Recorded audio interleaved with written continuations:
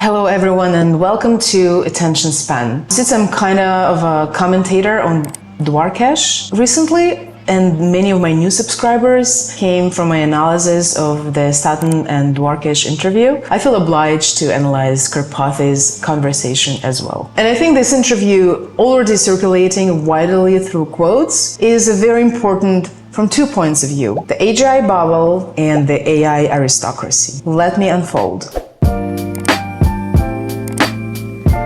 First, thank you, Andrej, for the speed of your talking. I actually enjoyed it. I didn't need to put 2x speed on the YouTube videos that I usually do. So that was perfect. Andrej Karpathy is an amazing thinker, not only because he comes up with the terms that stir up the whole community and then stick forever, but he is an extremely knowledgeable computer vision specialist with a deep understanding of deep learning as well. He possesses a higher percentage of real AI knowledge that not many people have out there. Also because he has a luxury of being extremely wealthy, fully independent, and endlessly curious. I even have a recurring monthly topic in my newsletter called "What Does Karpathy See?" because he often describes, analyzes, and philosophizes about AI on a level that not many people can do. Okay, now to the AGI bubble. Well, Dwarkesh Patel is famous for pushing the AGI narrative. Even during this interview, he asked Andrej Karpathy at least 3 times in different wordings about AGI and the timelines. Karpathy's entire framing of the current moment is that it's early, impressive, and cognitively deficient. He repeatedly says during the interview, they just don't work, they're cognitively lacking, and it's still the decade of agents, not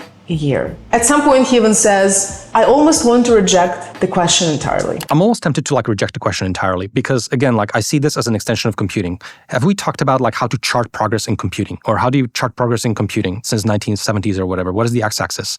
So I kind of feel like the whole question is kind of funny from that perspective a little bit. And since currently we are entering another wave of, oh no, this is AI bubble, I think this interview proves the opposite. What it actually shows is that we should stop with the AGI narrative, maybe altogether, because if there is any bubble at all, it's an AGI bubble. Too much promise around a vague concept we still don't know how to define. Even Sam Altman, who first pushed the AGI and then the superintelligence narrative, recently said, I think the point of all of this doesn't really matter. It's just this continuing exponential of model capability that we rely on for more and more things. Karpathy's own definition goes back to the original OpenAI definition that they came up back then, and it says, AGI was a system you can go to that can do any task that is economically valuable, any economically valuable task at human performance or better.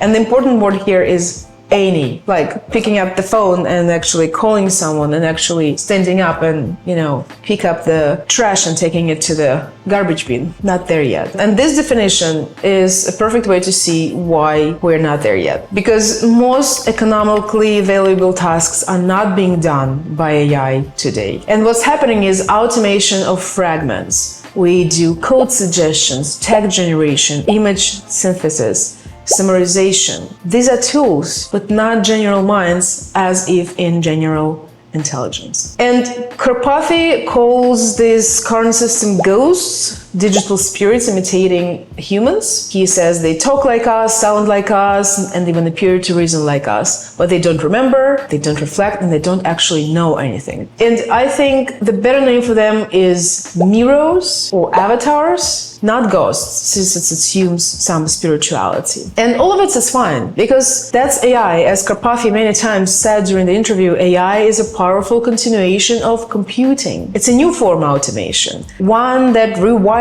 human work, but not one that replaces human cognition. And he explains very interestingly how, in terms of how brain works, we might need a little bit of how brain works, but there is so much more to explore, and we even don't know how our own brain works. So we're not even close to building it and the whole cognition part. And when people look at these tools and say we're close to AGI, they're making the same mistake we've made before, confusing the first 90% of a demo with the last 10% of a product. And it was funny that Karpathy says that he hates demos. And I totally agree with him because they're not representative. They do not actually tell you if the product will work. Karpathy calls it the March of Nines, and he says that every new nine, like 99%, 99 and 9%, 99 and 99%, costs the same amount of work as all the previous progress combined. So it's still a huge amount of work. That's why self-driving took decades and still taking time to build. It's not there yet also. That's why agents will too take a lot of time to be fully autonomous, if ever. At some point he calls reinforcement learning terrible, and that line went viral, but he later clarified. He wasn't dismissing reinforcement learning entirely, just pointing out that it's one layer of a multi-layered solution. Base model autocomplete, then fine-tuning for style, then the reinforcement learning for behavior, and then, as he said, we'll still need layers 4, 5, 6, and so on. The same as with the analogy of brain. There is one layer we uncovered and tried to replicate. There is another layers. There's so much more. And there are new ideas that we need to be able to build the better AI and to understand our brains better. So that's his point. We're not done. We're layering cognition, not discovering it. This is another way of saying that the process we're betting the entire AGI narrative on, the self-improving loop of intelligence, building intelligence, still doesn't work. So where we are actually, we are in what Karpathy says, the decade of agents, and not the year. 10 years of hard engineering, iteration, data refinement, memory systems, multimodal cognition, and safety alignment. At some point he says that data sets are absolutely terrible still, and that will require a lot of work to make data sets much more accurate and precise, because now all the models are built on the whole internet and it's just as noisy as hell. So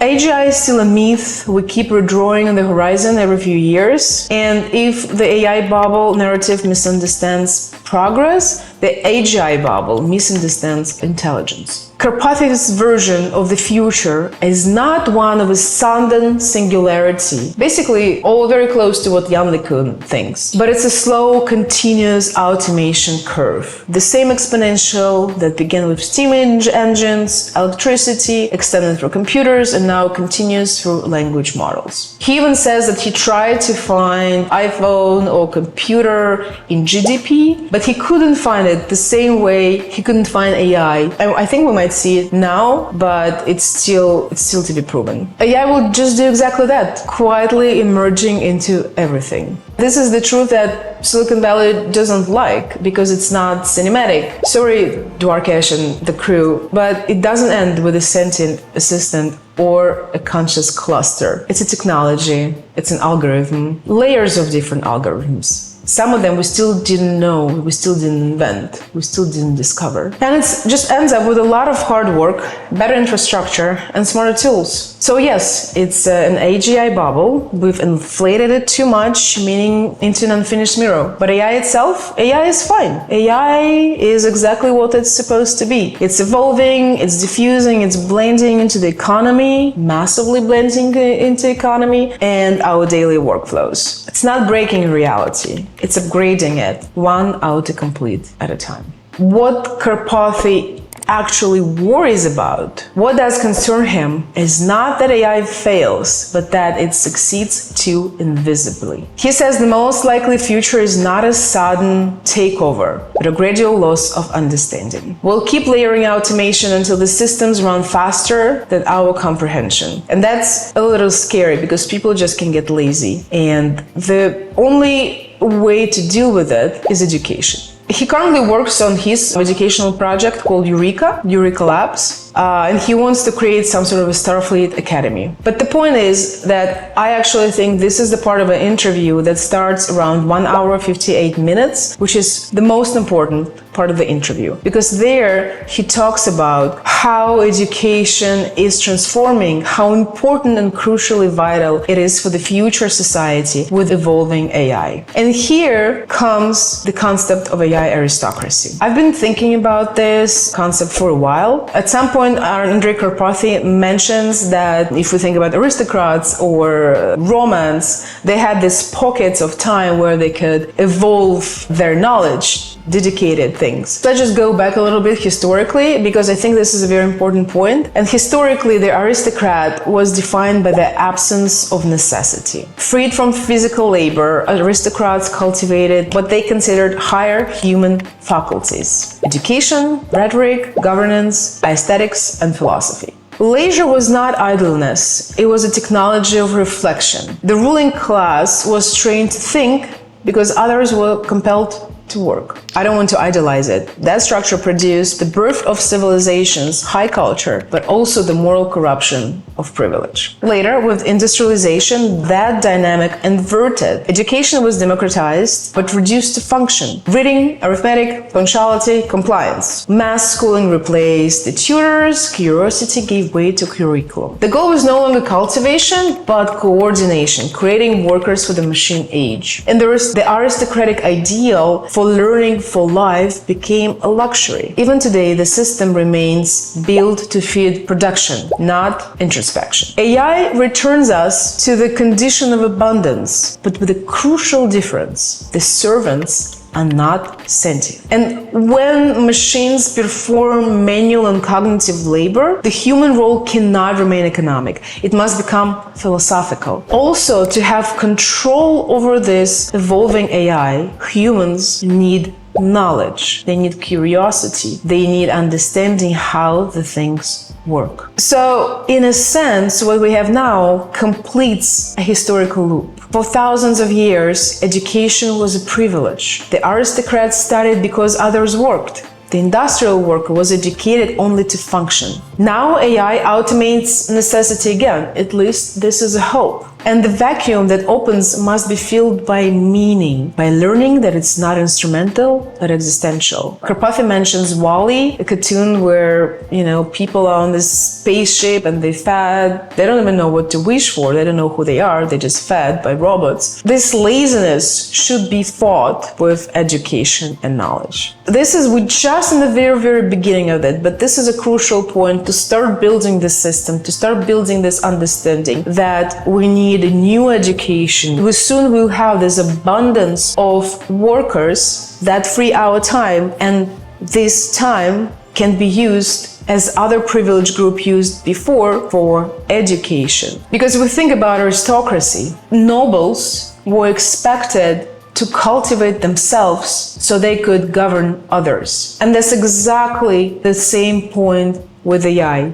We humans will need to cultivate ourselves in a very different educational paradigm, in a very different educational approach that will boost our curiosity to cultivate ourselves, to be able to govern AI. So such change is needed, and it will be a civilizational alignment. It's a big thing that maybe almost no one even think about it, but people like Karpathy, and that's why he's so important. He's such a great thinker because he looks ahead. He looks a few decades further, and we just need to listen to people like this and start rechanneling our resources and our attention to that. So yeah, going back to AGI, it's a bubble. We are overpricing the idea of general intelligence, but there is no AI crash coming. It's still a lot of work to do. And while we're doing that, we need to understand how we catch up education-wise. It's not a super intelligence emerging, it's a super educated civilization we need to become. Thank you for listening. I hope to see your comments. I'm ready to